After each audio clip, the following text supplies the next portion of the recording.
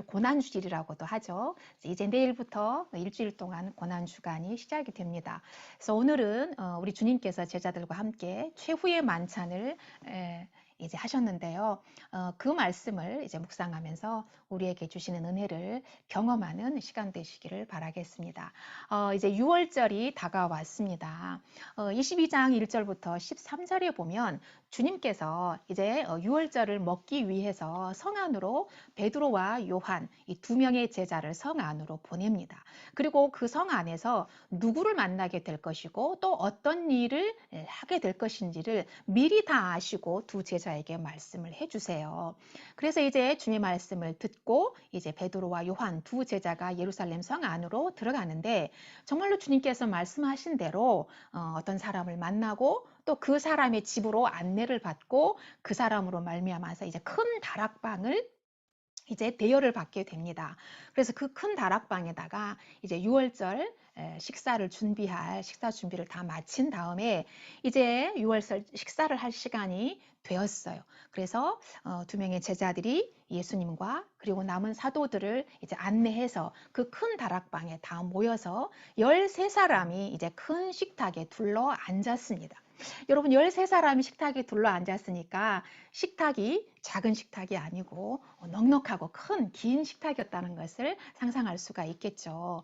자, 그래서 이제 이 식탁은요, 예수님께서 주님께서 친히 예비하신 식탁이다라고 하는 것을 우리 모두가 기억하고 이제 말씀을 계속해서 들었으면 좋겠는데요. 첫 번째는 시간이 되었다라는 말씀입니다.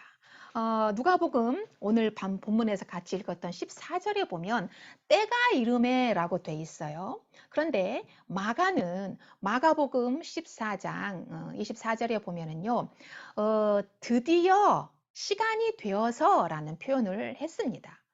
이것은 하나님이 작정하신 그 시간이 드디어 마침내 되었다라는 표현이에요.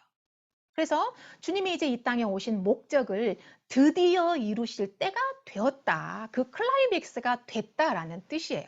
그러니까 다시 말하면 이제 하나님의 우주적인 구원이 완성될 그 시간이 되자 알람이 울린 거예요.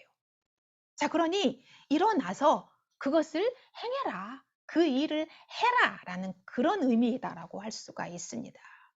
여러분, 우리가 오늘 이 시간이 되어서 때가 이름에 라는 말을 생각할 때 시간, 하나님의 시간과 나의 시간이 있다라는 것을 우리는 알아야 돼요. 하나님의 시간을 우리는 카이로스라고 하고 나의 시간, 사람들의 시간을 크로노스라고 해요. 자, 생각지도 않은 순간에 하나님께서 내 인생에 개입해 오는 것. 우리는 하나님이 내 인생에 개입해 올 시간을 모르고 있었잖아요. 그것은 나의 인생 계획에 전혀 설계되지 않은 일이었고 사건이었어요. 그런데 갑자기 느닷없이 예고도 없이 예고편도 없이 하나님께서 내 인생에 쑥 들어오셨습니다. 그리고 내 인생에 개입하시고 내 인생을 끌어가시는 거예요. 그것이 바로 하나님의 시간, 카이로스의 시간이라고 하는 것이죠. 그런데 하나님께서 운행하시고 이끌어 가시는 그 시간은 실수도 없고 실패도 없어요. 정말 완전한 시간입니다. 왜냐하면 하나님은 신실하신 하나님이고 완전하신 하나님이시기 때문에 그런 거거든요. 전능하신 하나님이기 때문에 그렇습니다. 그런데 나의 시간, 크로노스의 시간은 내가 계획하고 또 내가 설계하기 때문에 그것은 혼돈 속에 있어요. 실패, 좌절, 절망, 그리고 틀리죠. 그러다 보니까 너무나 혼돈스럽고 혼란스러운 거예요. 그래서 그거를 카오스라고도 얘기를 하고 공황이다라고 얘기를 하잖아요. 그렇죠. 그래서 나는 정확한 시간을 좋아하지만 하나님은 합당한 시간을 더 좋아하셔요. 그래서 하나님은 정확한 것보다도 옳은 시간, 합당한 시간, 그리고 좋은 시간을 원하시기 때문에 그때를 기다리시는 거죠. 자, 그래서 하나님은 무려 우리를 구원하시기 위해서, 인류를 구원하시기 위해서 몇 년을 기다리셨을까요? 4,000년을 기다리셨어요. 무려 4,000년을 기다리고 이제 주님을 당신의 외아들을 하나밖에 없는 너무나 귀한 외아들을 이 땅에 보내셨죠. 그 때가 되면 이 땅에 보내셨고, 그리고 그 아들은 이제 구원을 완성하기 위해서 최후의 만찬의 식탁을 본인이 직접 준비하셨다라고 하는 것을 우리는 기억해야 됩니다. 그렇죠? 자, 하나님은 당신이 창조하신 우리 인간을 구원하시기 위해서 계획하시고 기다리다가 4,000년 동안을 기다리다가 그 시간이 되매 주님을 이 땅에 보내시고, 또 하나님의 설계 안에서 오신 그 주님은 또 그 구원의 역사를 이룰 시간이 되자 친히 자신이 마지막으로 식사를 할 그 유월절의 만찬을 준비하셨다라고 하는 거예요. 자, 이제 마지막 식사 시간이 됐습니다. 우리는 이제 마지막 식사의 그 식탁으로 가보도록 하겠습니다. 주님은 제자들과 이 땅에서 마지막 식사, 그것도 유월절 마지막 식사를 제자들과 함께 하시고 싶어 했어요. 오늘 본문의 15절을 보면 주께서 이렇게 말씀하십니다. 예수께서 그들에게 말씀하셨다. 내가 고난을 당하기 전에 너희와 함께 이 유월절 음식을 먹기를 참으로 간절히 바랐다 라고 합니다. 참으로 간절히, 얼마나 바랐으면 2번이나 강조를 하잖아요. 참으로 바라고 간절히 바랐다라고 2번이나 강조를 합니다. 근데 여러분, 왜 주님은 제자들과 마지막 식사를 간절히 하고 싶었을까요? 여러분이 만약에 이 세상에서 마지막 한 끼 식사를 해야 된다라고 한다면 여러분들은 누구와 식사를 하고 싶으세요?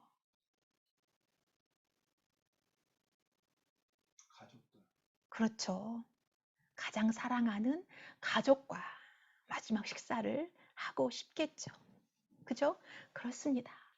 주님이 왜 12명의 제자들하고 마지막 식사를 하고 싶었을까?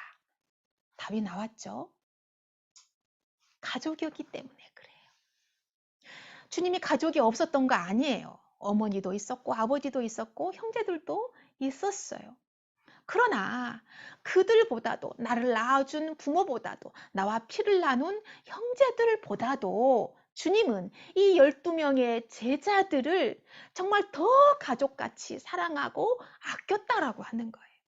그래서 마지막 한 끼 식사를 그 누구도 아니라 이 제자들하고 함께 하고 싶었던 거예요. 그래서 조용한 곳, 아무도 방해받지 않는 조용한 다락방에서, 누구도 오지 않고 누구도 방해받지 않을 그 조용한 으슥한 다락방에서, 어두컴컴한 다락방에서 이들과 마지막 식사를 간절히 하기 원했다는 거예요. 2번째 이유는요, 아주 중요한 이유가 있습니다. 새 언약 공동체를 완성하는 역사적인 순간이기 때문에 그런 거예요. 6월절은 유대인들의 명절이었거든요. 유대인들의 손꼽히는 대명절이었습니다. 여러분, 6월절이 왜 만들어졌느냐면 히브리 사람들이 이집트에서 430년간 기나긴 세월 동안 처참하게 노예 생활을 하고 있었어요. 너무나 고통스럽고 그 모든 고난을 견디기 어려워서 그 백성들은 늘 하나님께 기도했습니다. 주여 우리를 구원해 주시옵소서. 주여 우리의 고통을 들으시고 우리를 이 고통에서 건져 주시고 구원해 주시옵소서 하고 그들은 늘 울부짖고 기도했어요. 그 기도, 그 고통의 신음소리를 하나님께서 들으시고 하나님은 구원하시기로 작정을 하십니다. 그래서 하나님께서는 이제 이집트에서 그들을 탈출시켜서 이스라엘 공동체를 이루게 된 역사적인 사건을 기념하기 위해서 지키게 된 명절이 바로 6월절이에요. 그 후로부터 이스라엘 백성들, 그러니까 유대 민족들은 6월절 절기를 지킬 때마다 무엇을 생각했을까요? 우리 조상들이 이집트에서 430년간이나 노예 생활을 하고 있을 때, 종살이를 하고 있을 때, 힘든 노역을 하고 있을 때 하나님께서 그 고통을 들으시고 우리 조상을 이집트에서 탈출시켜 주시고 자유를 주셔서 해방시켜 주신 분이 바로 하나님이시다. 그것을 기억하면서 그 하나님의 은혜에 감격하고 감동하면서 감사를 드리는 것이 바로 유월절 절기였다는 거예요. 그런데 여러분, 그것은 장차 올 구원의 예고편이었어요. 오실 메시아의 모형이었다라고 하는 거예요. 자, 그런데 이제 오신 메시아가 4,000년 동안 기다리고 기다렸던 그 오실 메시아가 드디어 오셨어요. 그 오신 메시아가 이제 옛 공동체인 옛 이스라엘이라는 타이틀을 내리고 새 언약 공동체로서의 새 이스라엘을 탄생시키는 그 역사적인 순간이 된 것입니다. 그 마지막과 시간을 새 이스라엘의 대표인 이 12사도들과 함께하고 싶었던 거예요. 이건 정말 역사적인 기념비적인 사건이죠. 그래서 3년 동안 함께 먹고 마시고 동고동락했던 이 12명의 가족, 그들과 함께 이 역사적인 시간을 함께 하고 싶어서 그들과 이 새 언약식을 하기 위해서 이제 식사를 하게 되었던 거죠. 자, 여러분, 이제 6월절 축제의 만찬이 시작됐습니다. 새로운 언약식을 시작을 했습니다. 그런데 그날 식사는 너무나 엄숙했어요. 지금 축제거든요. 6월절은 축제 명절이거든요. 그렇잖아요. 우리나라로 치면 8.15 광복절이에요.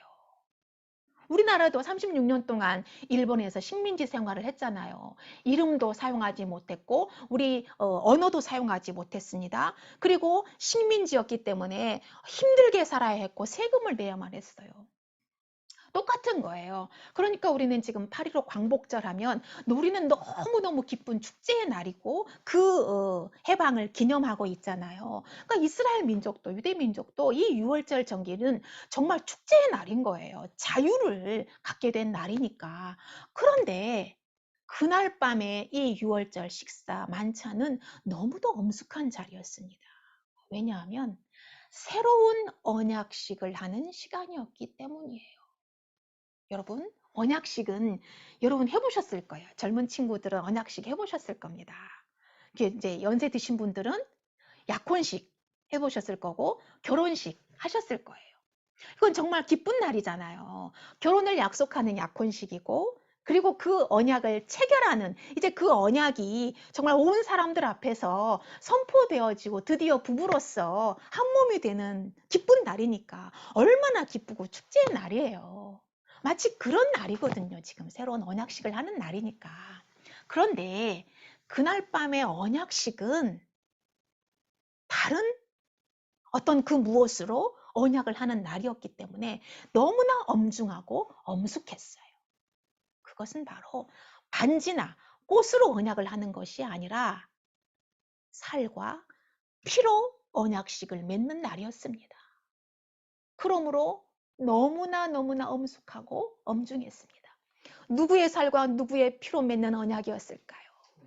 바로 우리 주님의 살을 찢고 우리 주님의 피로, 다시 말하면 죽음으로 완성되는 언약식이었기 때문에 너무나 엄중하고 너무나 엄숙했어요. 그래서 주님은 제자들과 식사를 하면서 말씀을 하십니다. 19절의 말씀을 보면 이렇게 말씀하세요. 예수께서는 또 빵을 들어서 감사를 드리신 다음에 떼어서 그들에게 주시고 말씀하셨다. 이것은 너희를 위하여 주는 내 몸이다. 이것을 행하여 나를 기억하여라. 여러분, 6월절과 무교절은 원래는 따로 분리된 명절이었는데 이제 어느 순간부터 같이 드리는 명절이 됐어요. 그래서 6월절 첫날을 무교절로 지키게 됐거든요. 그런데 이 무교절에 먹는 빵이 있었어요. 그 빵은요, 특별한 빵이었어요. 어떤 빵이었느냐면 누룩이 들어가지 않은 빵이었어요. 누룩을 넣지 않는 곡물로만 만든 빵이었습니다. 누룩은 효모거든요. 발효제예요, 발효제. 여러분, 지금 모든 빵에는 이 효모가 들어가잖아요. 이스트. 여러분 이스트가 들어가지 않은, 효모가 들어가지 않은 빵은 어떻게 생길까요? 어떨까요? 딱딱합니다. 다시 말하면 부풀지 않으니까, 그러니까 숙성이 되지 않은 빵이기 때문에 딱딱해요. 이빨이 부러질 정도로 딱딱해요. 더더군다나 거기에 누룩만 넣지 않는 것이 아니라 소금도 넣으면 안 되고요. 설탕도 넣으면 안 되고요. 우유도 넣으면 안 돼요. 그러니까 모든 첨가물을 절대 넣으면 안 돼요. 오직 곡물로만 만들어야만 하는 빵이에요. 그러니 맛이 있을까요? 없을까요? 맛이 절대 있을 수가 없죠. 맛도 없고 딱딱해요. 이거를 마짜라고 하거든요. 히브리어로. 그러니까 유대인들이 지금 먹는 말로 사용하는 언어로 마짜라고 해요. 그런데 그 유대 백성들은 계속해서 유월절 절기 첫날 무교절 날에는 그 무교병을 먹어야만 했어요. 왜 그것을 먹으라고 했을까요? 하나님이. 자, 누룩은 죄를 뜻합니다. 성경에서 누룩은 죄를 뜻해요. 그러니까 곡물에다가 밀가루에다가 누룩을 넣지 말아라, 누룩을 섞지 말아라 라고 하는 말은 죄를 넣지 말아라 라는 말이에요. 죄를 섞지 말아라. 왜? 너희는 구별된 백성이니까. 너희는 내 백성이니까, 하나님의 백성이고 택함 받은 백성이니까 절대로 죄를 섞으면 안 된다. 그날 하루만이라도 죄를 구별하고 그리고 분별된 식사를 함으로 너희가 그 하루만은 우리가 하나님 백성이지, 우리는 구별된 백성이지, 우리는 죄를 멀리해야만 하는 백성이지 라는 것을 생각하고 묵상하게 하기 위해서 무교병을 먹게 했던 겁니다. 그래서 주님은 그날 그 맞자를 뜯어주면서 이것은 내 몸이다. 이것을 너희가 먹고 영원히 나를 기념하도록 해라 라고 빵을 뜯어주는데 그것이 쓱 뜯어졌을까요? 잘 안 뜯어졌겠죠. 딱딱하니까 온 힘을 다해서 뜯어야만 했던 거예요. 여러분 이것은 무엇을 의미할까요?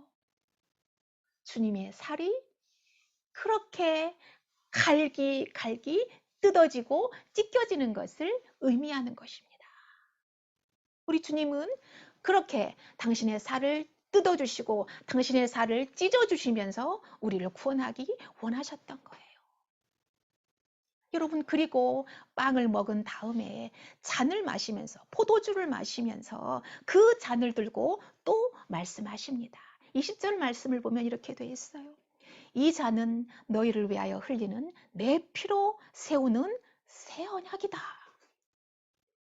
여러분 새 언약이다 라고 말씀합니다.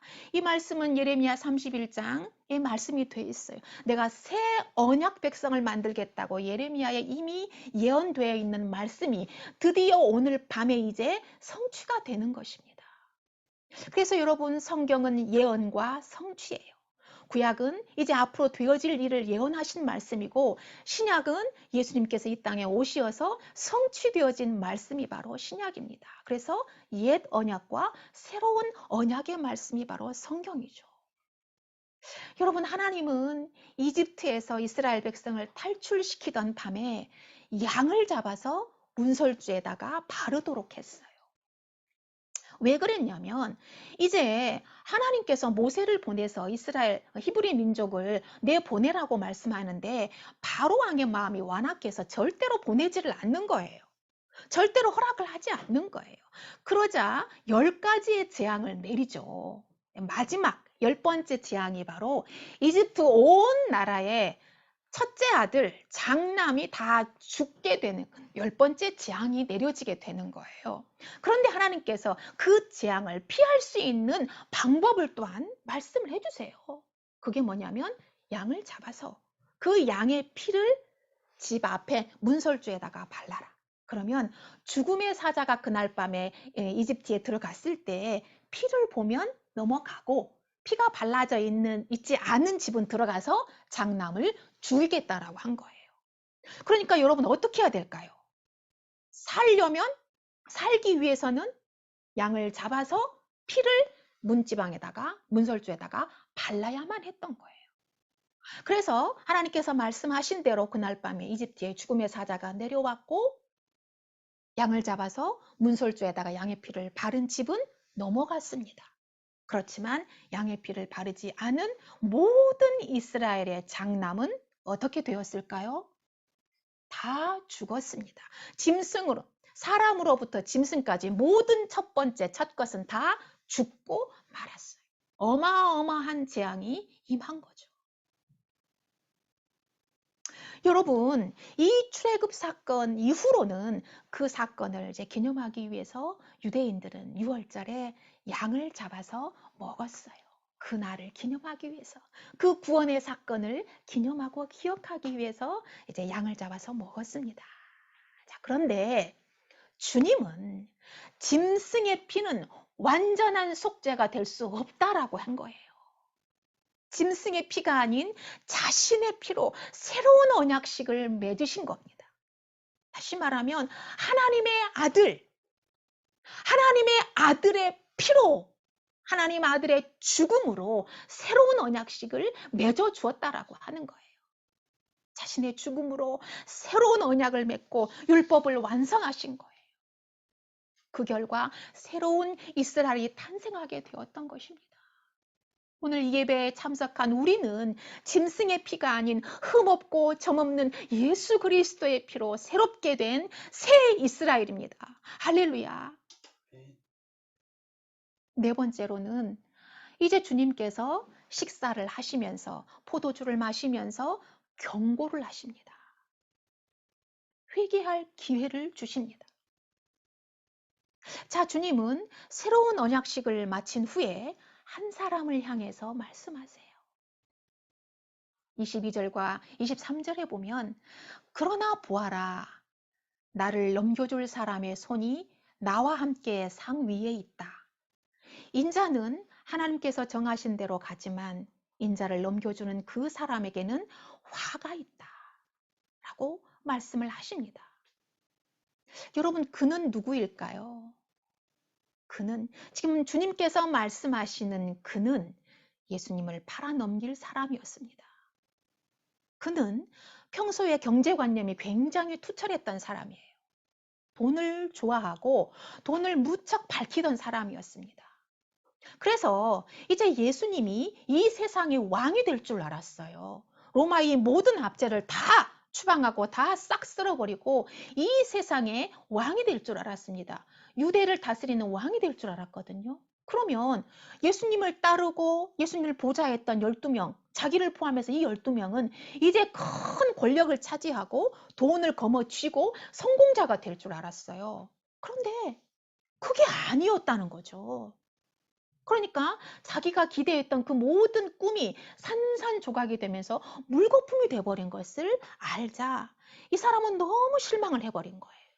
그래서 평소에 이 예수님을 죽이려고 했던 종교 지도자들하고 딱 달라붙어가지고 예수님을 그들에게 팔아넘기기로 계약을 체결해버렸던 거예요. 그 스토리를 다 알고 있었던 주님은 그에게 경고를 한 것입니다. 마지막으로 경고를 하신 거예요. 그것은 그에게 회개할 기회를 주신 것입니다. 누가는 그에게 화가 있을 것이다 라고 얘기를 하지만 마가는 마가복음 14장 21절에서 이렇게 말을 해요. 인자는 자기에 관하여 성경에 기록되어 있는 대로 떠나가지만 인자를 넘겨주는 그 사람에게는 화가 있다. 그 사람은 차라리 태어나지 않았더라면 자기에게 좋았을 것이다. 그가 저지르는 그 죄가 얼마나 크고 용서받을 수 없는 죄였는지를 마가는 너무너무 크게 지금 확장시켜서 표현을 하고 있는 거예요. 차라리 그는 이 세상에 태어나지 않았으면 더 좋았을 뻔했다. 왜요? 그의 죄는 용서받지 못할 죄이기 때문에 그런 겁니다. 여러분, 당연하지 않습니까? 하나님을 죽음에 팔아넘긴 죄가 어떻게 용서되겠어요? 그렇잖아요. 만약 그가 그 주님이 자신의 죄를 용서하기 위해서 이 땅에 오신 예수님이었다는 것, 그리스도였다는 것을 알았다면 그가 그런 죄를 지었을까요? 아니요. 절대 그런 죄를 짓지 않았을 겁니다. 절대 그렇지 못하죠. 그러나 그는 몰랐어요. 몰랐으니까 그런 죄를 짓게 되었던 거죠. 여러분, 무지한 것도 죄입니다. 하나님에 대해서 알지 못하는 것이 바로 죄입니다. 여러분, 다른 살인하고 도둑질하고 남의 것을 탐내고 뭐 남에게 피해를 주고 이러는 것도 죄입니다. 용서받지 못할 죄입니다. 성경은 분명히 말하고 있습니다. 그 모든 것이 다 죄라고 말합니다. 그러나 그것도 죄이지만 더 큰 죄, 생명에 이르지 못하는 죄가 있습니다. 도저히 용서받지 못하는 죄가 있어요. 살인하는 죄 용서받을 수 있습니다. 도둑질하는 거 용서받을 수 있어요. 남 미워하고 시기하고 질투하고 넘어뜨리고 짓밟는 거 용서받을 수 있어요. 회개하면 용서해 주십니다. 그러나 생명에 이르지 못하는 죄가 있는데 그것은 바로 하나님을 알지 못하는 죄입니다. 그것은 도저히 하나님께서 용서하지 않는다고 했습니다. 유다가 하나님을 알았다면, 그가 하나님을 알았다면 그는 이러한 죄를 짓지는 않았을 거예요. 무지했기 때문에 이런 엄청난 죄를 짓고 말았던 겁니다. 근데 주님은 그를 기다렸던 거죠. 회개할 기회를 주고 기다렸던 것입니다. 그러나 그는 끝까지 경고를 듣지 않고 회개하지 않고 돌이키지 않았어. 그러면 화를 면하지 못하게 됩니다. 여러분, 주님은 우리 모두에게 항상 경고의 사인을 보내주십니다. 여러분, 그 사인을 무시하지 말고 듣고 반드시 그 사인을 받아들이시고 회개하고 하나님께서 부으시는 은혜를 마음껏 받아 누리시는 저와 여러분 되시기를 바랍니다. 아멘. 자, 마지막으로 이런 일을 할 사람이 누구일까? 그럼 도대체 이런 주님을 팔아넘길 일을 할 사람이 누구일까입니다.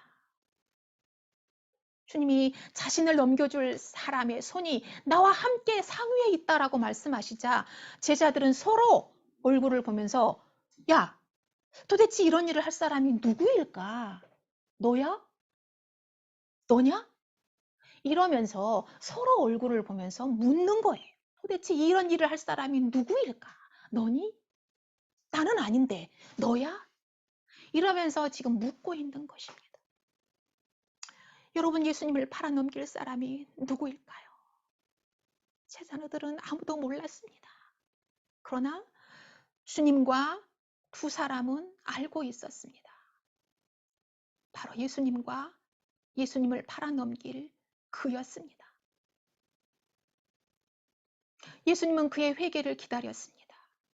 이름을 말하지 않았습니다. 이름을 말할 수도 있었지만 그의 이름을 부르지 않았습니다. 아무개야, 네가 왜 그런 일을 하려고 하니? 너 내가 경고하는데 그러면 안 돼. 너 빨리 회개해. 이러지 않았어요. 이름을 밝히지 않고 말씀하신 이유가 뭘까요? 우린 이 말씀 속에서 나는 아니야 라고 나를 배제시킬 수 있습니다. 왜요? 나는 지금 교회 안에 있으니까요. 나는 지금 예배의 자리에 앉아 있으니까요. 나는 지금 교회 공동체 안에 있기 때문에 나는 주님을 배반하지 않고 나는 주님을 팔아넘기지 않을 사람이야 라고 나를 배제하고 너라고 생각할 수가 있습니다. 그러나 지금 예수님을 판 그가 어디에 있지요? 예수님과 함께 앉아 있습니다. 예수님의 눈앞에 앉아 있습니다. 그런데 그는 예수님의 목전에서 예수님을 팔아넘겼습니다. 여러분, 우리는 이것을 절대로 간과해서는 안 되고 절대로 이 말씀을 우리는 내 말씀이 아니라고 그렇게 읽으시면 안 됩니다. 그가 만약에 주님의 말씀을 들었다면 그는 어떻게 되었을까요? 그는 결코 회개하지 않고 돌이키지 않았던 이유가 뭘까요? 말씀을 듣지 않았기 때문입니다. 예수님이 말씀을 하고 있을 때 그는 무슨 생각을 하고 있었을까요? 예수님을 언제 어떻게 넘겨야 할지 그 찰나를 틈보고 있었습니다. 저분을 언제 넘겨야 되지? 어떻게 넘겨야 되지? 지금 밖에서 사람들이 와서 기다리고 있는데 이 생각에 몰두하고 있었기 때문에, 집중하고 있었기 때문에 그는 예수님이 지금 무슨 말씀을 하시는지, 나에게 경고하는지, 나에게 지금 회개하라고 사인을 주고 있는지 아무 소리도 들을 수가 없었습니다. 그가 주님의 말씀을 들었다면 돌이키고 회개할 수 있었을 거예요. 하지만 그는 주님과 한 자리에 앉아 있었지만 몸만 앉아 있었을 뿐 마음과 생각은 다른 것에 집중하고 있었기 때문에 회개할 기회를 놓치고 말았던 것입니다. 여러분, 예배 시간에 앉아 있는다고 해서 말씀이 깨달아지고 은혜가 임하는 것은 아닙니다. 귀와 마음을 열고 말씀을 들으려고 힘쓰고 애써야 합니다. 이 예배 가운데에서 하나님을 느끼고 하나님의 임재를 경험하고 주님을 만나야겠다라고 하는 간절한 마음과 애타는 마음으로 온 세포의 촉수를 세우고 집중해야 합니다. 그렇지 않으면 사단은 우리가 주의 말씀을 듣고 우리 생명이 살아나고 우리 영혼이 회복되는 것을 결코 원하지 않습니다. 그래서 어떻게 하든지 딴 생각 들게 하고 다른 데 마음을 쏟게 하는 것입니다. 왜요?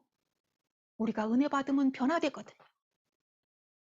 우리가 주의 말씀을 들으면 생명으로 충만해지거든요. 죄를 멀리 하거든요. 그러니 사단이가 가만히 있을 수가 없는 거죠. 우리를 넘어뜨려야 되는데 우리는 정신 차려야 됩니다. 예배에 집중해야 됩니다. 우린 우리들에게 질문을 해보아야 합니다. 이런 일을 할 사람이 누구일까? 예수님을 배반하고 팔아넘길 사람이 누구일까? 이게 무슨 말일까요? 예수님의 이름에 먹칠을 하는 것이 바로 예수님을 배반하는 것입니다. 교회의 명예를 떨어뜨리는 것이 바로 예수님을 배신하는 행위입니다.